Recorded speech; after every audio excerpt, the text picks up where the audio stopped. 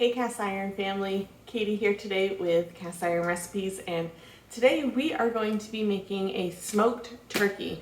We are thinking all about Thanksgiving, and while I don't have a Dutch oven large enough for doing a turkey in the oven, I do have a Traeger pellet smoker. Now we got this smoker this year and are absolutely in love with it. We love everything that goes in it. And I found that poultry specifically just does amazing in the smoker. So I figured we're hosting Thanksgiving here this year and we are doing it for a large number of people. So I figured I would take you along, show you how I'm going to smoke this whole bird. And you can of course use this recipe and these techniques aside from the smoker. You can do the same thing in your oven, and you can get that full recipe, the details and all that at castironrecipes.com. And if you like this video and you want to see more in the home cooking in my actual cast iron kitchen instead of the studio, go ahead and hit that subscribe button, leave me a comment below, let me know what your favorite Thanksgiving side dish is, and let's get to cooking.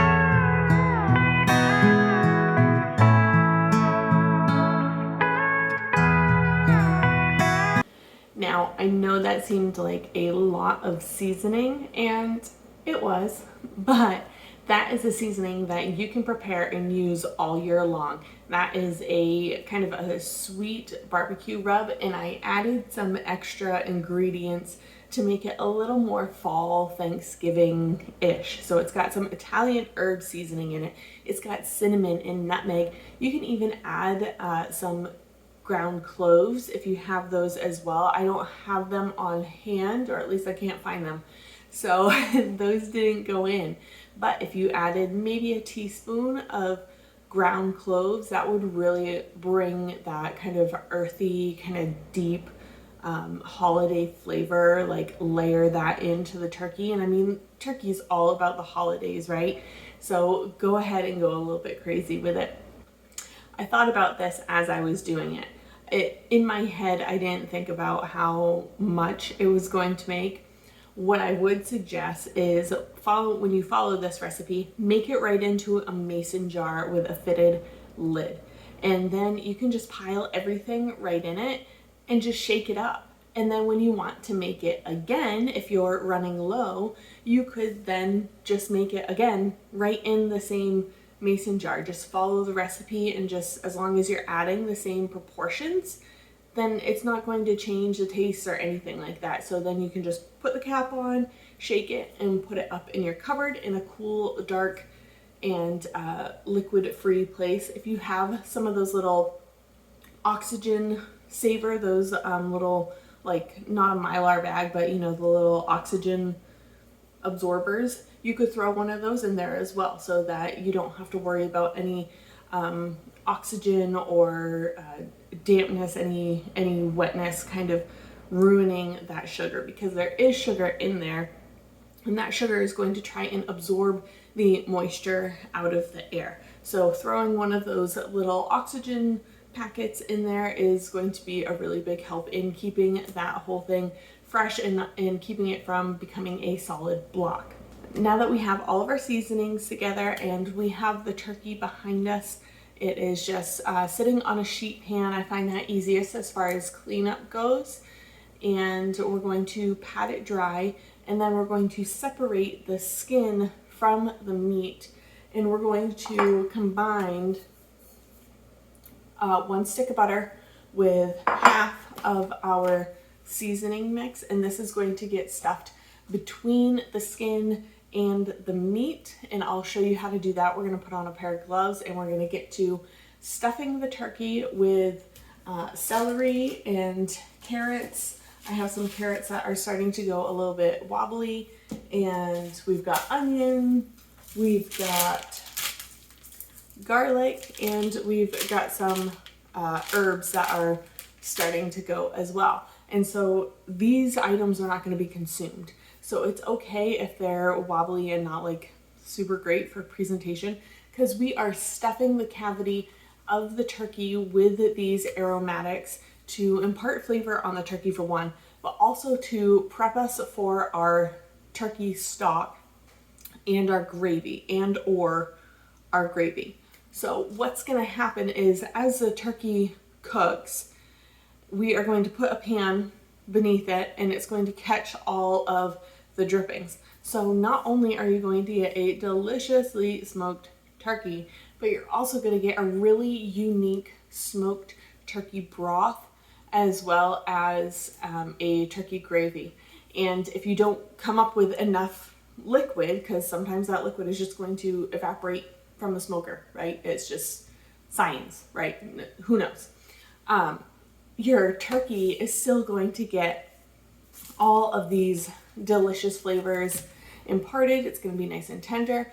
And when we take the bones and the leftover meat and take the turkey carcass and turn it into turkey stock, that's where these aromatics and the items that we're stuffing in the cavity, that's where those things are really going to come into play. You won't have to get new ones. You just use everything. You're just going to take that entire turkey carcass and stuff it right in the pot, fill it with water, and let it come to a boil and watch the magic happen.